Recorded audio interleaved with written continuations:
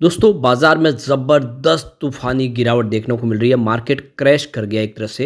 1100 point के आसपास की गिरावट इस समय देखने को मिल रही है। ये जो भारी भरकम गिरावट हो रही है इसके पीछे रीज़न क्या है? तो 4 बड़े रीज़न हैं जिसको हम इस वीडियो के माध्यम से डिस्कस करेंगे। यहाँ पे आप देख ही सकते हो कि लोगों को बहुत भारी नुकसान हो रहा है। लगभग सभी के पोर्टफोलियो पूरी तरह से रेड हो चुके हैं और बहुत सारा नुकसान हो रहा है क्योंकि शेयरों की प्राइस ऐसी आ गई है जो पिछले 2 सालों में नहीं थी।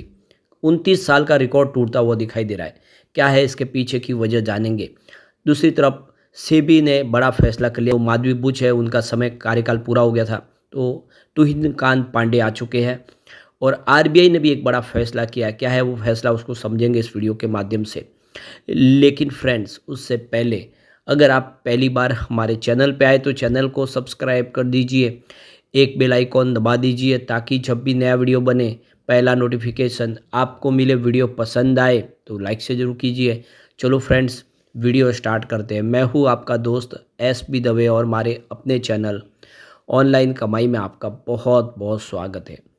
तो इस समय लगभग देख सकते हो कि आप 12:30 पौने 1 बजे का टाइम है और सेंसेक्स में 1100 पॉइंट के ऊपर की भारी गिरावट देखने को मिल रही है। ज़बरदस्त गिरावट और बाज़ार को कोई समय सपोर्ट दिखाई नहीं दे रहा है। तो बाज़ार की जो शुरुआत है वो लगभग यहाँ पे 200 पॉइंट की गिरावट के साथ हुई थी, लेकिन वो जैसे जैसे दिन बढ़ा गिरावट बढ़ती गई और वो बहुत भारी गिरावट में बदल गई। अब आप ये देख ही सकते हो कि ऊपर के लेवल से जो सेंसेक्स ने अपना ऑल टाइम हाई बनाया था, वहाँ से अगर आप देखेंगे तो ये जो गिरावट है ये काफ़ी बड़ी हो चुकी है और करीब 13,000 पॉइंट की भारी भरकम गिरावट देखने को मिल रही है। अब ये जो गिरावट है उसमें भी देखें तो निफ्टी 50 में गिरावट यहाँ पे करीब 22,244 के स्तर पर है, जहाँ पे 1.38 की है। लेकिन निफ्टी नेक्स्ट 50 में गिरावट बहुत बड़ी है, करीब 2.56% की गिरावट है। निफ्टी मिड कैप 50 में भी देखें तो 2.55% की गिरावट है और निफ्टी स्मॉल कैप 100 में देखें तो 3.02% की गिरावट है और निफ्टी स्मॉल कैप 50 में भी 3.07% की गिरावट है। लेकिन जब सबसे ज़्यादा गिरावट है वो निफ्टी स्मॉल कैप की है। छोटे स्टॉक की बहुत ज़बरदस्त पिटाई हो रही है और मिड कैप और निफ्टी नेक्स्ट 50 में लगभग 2.5% के आसपास की गिरावट है। यानी बाजार के मुकाबले भी छोटे शेयर आज बहुत ज़्यादा पिट में रहे। यहाँ पे अगर हम सेक्टरल इंडेक्स की बात करें, जो सबसे बड़ी गिरावट है वो आज निफ्टी आईटी है। निफ्टी आईटी बाजार को लीड कर रहा है गिरावट की वजह से। 3.83% की भारी भरकम गिरावट और मीडिया में भी 3.11% की गिरावट है। काफ़ी बड़ी गिरावट है और इसके अलावा निफ्टी पीएसयू बैंक की भी आज ज़बरदस्त पिटाई हो रही है, करीब 2.24% गिरा है और निफ्टी रियल्टी भी 2.16% गिरा है। यहाँ तक कि निफ्टी ऑटो में 3% की ज़बरदस्त गिरावट है।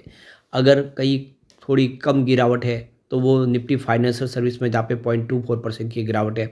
बाकी ओवरऑल देखें तो आज सब जगह पे गिरावट है। तो यहाँ पे शेयर बाज़ार ने 4 कारणों से इस बाज़ार में गिरावट हुई, क्रैश हुआ मार्केट और निफ्टी ने 29 साल का एक नया रिकॉर्ड बना दिया है गिरावट की वजह। तो बाज़ार में भूचाल आया हुआ है। आज बाज़ार खुलते ही धड़ाम हो गया और सेंसेक्स में आप देखें सुबह 4 पॉइंट की गिरावट हुई और अभी इस समय 1100 पॉइंट की गिरावट है। निफ्टी 50 में भी 316 पॉइंट की गिरावट, तो 22,228 के स्तर पे आ गया है। ये गिरावट इतनी तेज़ थी कि महज आधे घंटे के अंदर ही बीएसई की लिस्टेड कंपनियों की market cap value 6.1 lakh crore कम हो गई। इसके साथ ही निफ्टी अपने 9 महीने के निचले स्तर पे आ गया है। फरवरी में अब तक निफ्टी 5% गिर चुका है। इसके साथ ही निफ्टी 29 साल में पहली बार 5वें महीने भी गिरावट के साथ काम करता हुआ दिखाई दे रहा है। यानी 29 साल का रिकॉर्ड तोड़ा है बाजार ने। अब ये देख सकते हो कि भारतीय बाजार की जो स्थिति है वो काफ़ी नाजुक है। इस गिरावट के पीछे 4 बड़ी रीज़न है। पहली रीज़न है ट्रेड वॉर की आशंका। अमेरिका के राष्ट्रपति डोनाल्ड ट्रंप ने कनाडा और मेक्सिको पर 4 मार्च से ही 25% टैरिफ लगाने का ऐलान किया है, जबकि इससे पहले उन्होंने इस टैरिफ को 2 अप्रैल से लागू करने का संकेत दिया था। ट्रंप ने यह भी कहा है कि चीन से आने वाले सामान पर भी 10% अतिरिक्त टैरिफ लगेगा, जिससे ग्लोबल ट्रेड वॉर छिड़ने की आशंका बढ़ गई है। जियोजित फाइनेंशियल सर्विस के chief investment strategy officer VK Vijay Kumar ने कहा है कि शेयर बाजार में अनिश्चितता को पसंद नहीं करते लोग। जब से ट्रंप अमेरिका के राष्ट्रपति चुने गए तब से अनिश्चितता बढ़ती जा रही है। ट्रंप के टैरिफ ऐलानों का शेयर बाजार पर बहुत बुरा असर पड़ रहा है। साथ ही चीन पर अतिरिक्त 10% टैरिफ की नई घोषणा से शेयर बाजार के इस नज़रिए को पुष्टि हो रही है कि ट्रंप अपने कार्यकाल में टैरिफ का इस्तेमाल देशों का धमकाने और फिर अमेरिका के अनुकूल समझौते करने के लिए करेंगे। तो यहाँ पे वी के विजय कुमार ने कहा है कि चीन इस नए टैरिफ पर कैसे प्रतिक्रिया करता है, ये देखना बाकी है। और शेयर बाज़ारों ने अभी भी अमेरिका और चीन के बीच एक बड़े स्तर पर ट्रेड वॉर की आशंका को पूरी तरह से आकलन नहीं किया है।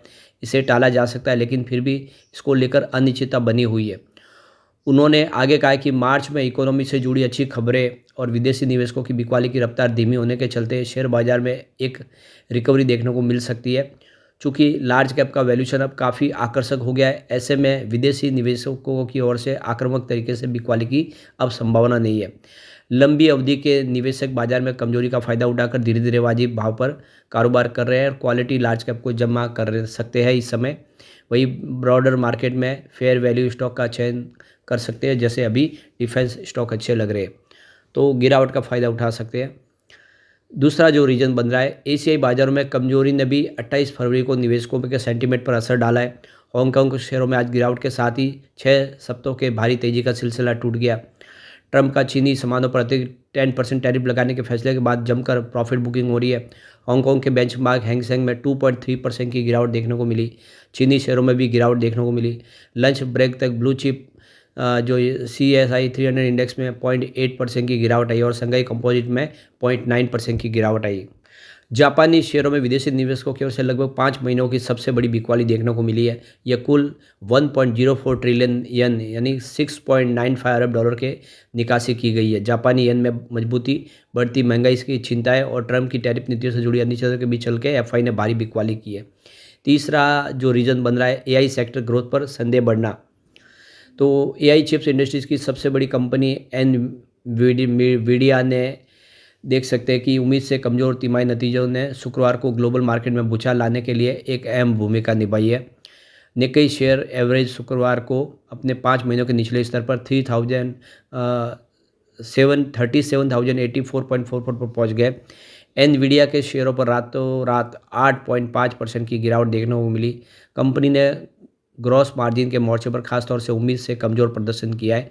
हालांकि एनवीडिया ने आगे अपनी ग्रोथ को लेकर मजबूत अनुमान जताए, लेकिन यह निवेशकों के मनोबल को उठा पाने में नाकाम रहा है।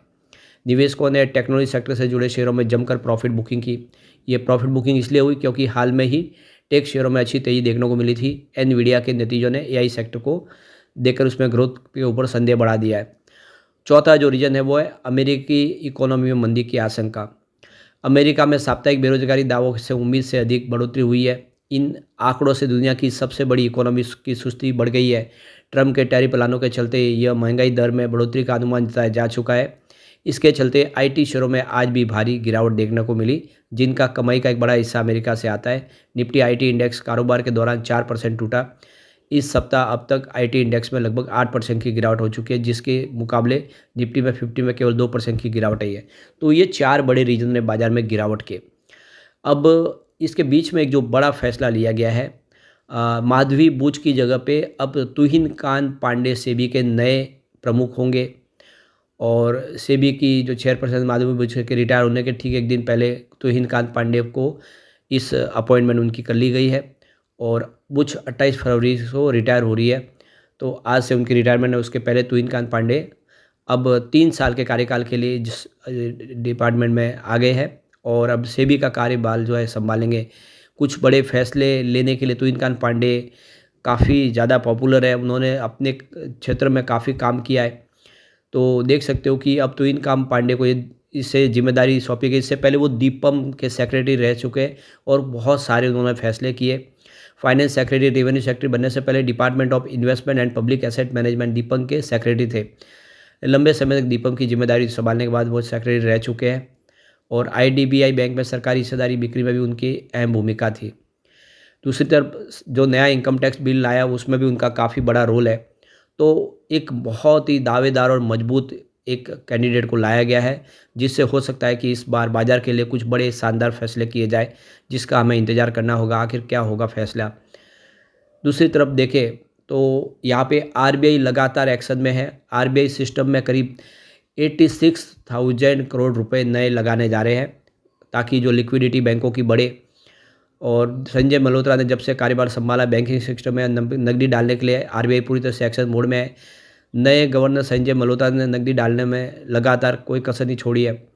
29 नवंबर 2024 से सिस्टम में अभी तक करीब 49,611 करोड़ रुपए निकाले गए थे पहले, और 20 फरवरी 2025 से लेकर आरबीआई ने 1.77 लाख करोड़ रुपए डाल दिए। कई बड़े कदम आरबीआई के गवर्नर उठा रहे, क्योंकि इस समय बैंकों को नकदी की ज़रूरत है और ये फैसला है वो बहुत ही शानदार है।